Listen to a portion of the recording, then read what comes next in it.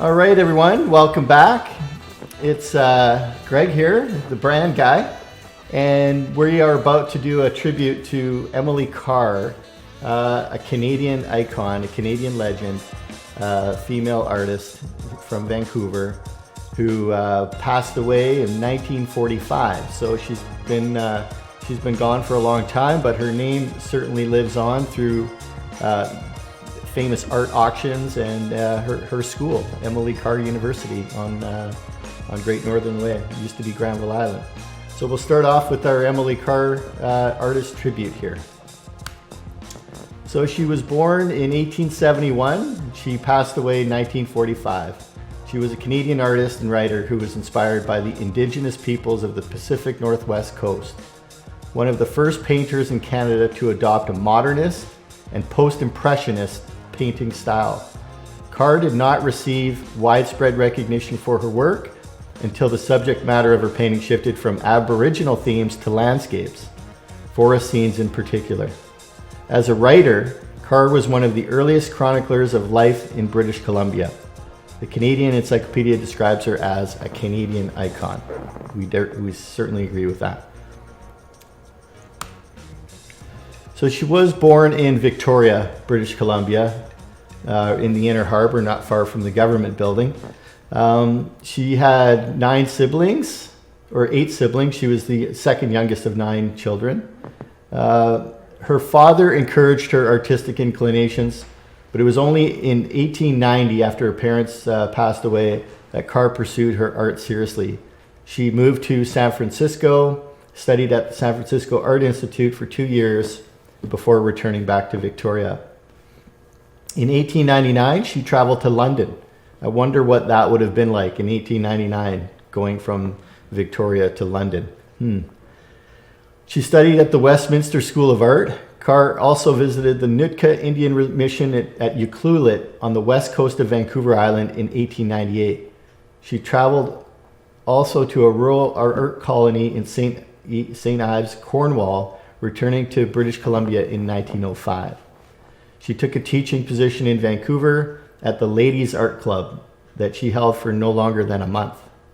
She was unpopular amongst her students due to her rude behavior of smoking and cursing at them in class, and the students began to boycott her courses. Now let's take a look at some of her work. This is a painting from 1906. Here's another one from 1911. Here's starting to introduce her Aboriginal themes. 1928 and 1929. Incredible style. So her life itself made her a Canadian icon, according to the Canadian Encyclopedia. As well as being an artist of stunning originality and strength, she was an exceptionally late bloomer, starting the work for which she is best known at the age of 57. Wow, it's never too late to start. She was also an artist who succeeded against the odds, living in an artistically unadventurous society. So she was a very adventurous woman, and she was surrounded probably by a pretty conservative group of people. So it's amazing that she was able to flourish with her style. Here are some of her works. It's just incredible. This is War Canoes, sold at Heffel Art Galleries on South Granville Street. I think it was over $1.1 million at auction. This is an old-time coastal village.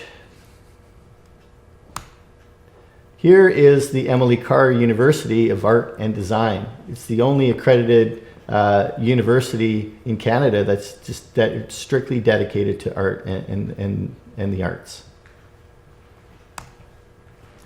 Here are some photos of Emily Carr. So this painting a few years ago set a record. It sold for $3.4 million. And this was called The Crazy Stare. Heffel Auctions has sold over 220 works by Emily Carr, totaling over $56 million. it's important to know that she never received any recognition for her art until technically she was passed away. Like many great artists, they aren't fully appreciated until after they're gone.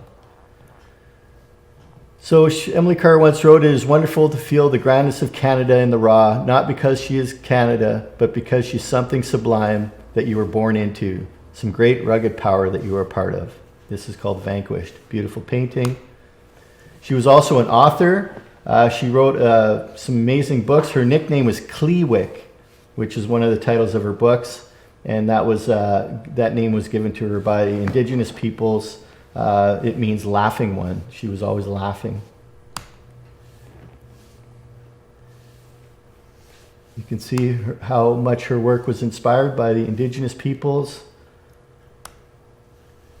And yeah, an amazing artist, amazing woman. It's notable that she had a penchant for animals, and she had a pet parrot, and she had a pet monkey. She had several dogs. Yeah, she was well known for her love of animals as well. And here's a picture of her on her horse with her border collie. So that's our tribute to Emily Carr. I'm going to leave this screen up here and just mention that, yeah, it's when we pursue the arts, and sometimes we pursue our love of art and we have a passion for design. Your works can, when you're creating beautiful art, you can sell your pieces for large amounts of money. So it can be a great career. They always refer, to the lifestyle of an artist as struggling, or it's very difficult to make a living. However, there are more and more opportunities these days. There's more distribution for great artworks through social media, through websites. There are many ways to basically sell your works and to promote your works as an artist. And at Zen Maker Lab, we are going to continually give you the tools to explore your creativity, your imagination, your ideas, pursue your art and design skills so that you can maximize your potential, incorporating those ideas and that imagination into idea generation and new businesses, and potentially just producing straight up art. So we appreciate your time today. Thank you very much. Enjoy the rest of the show.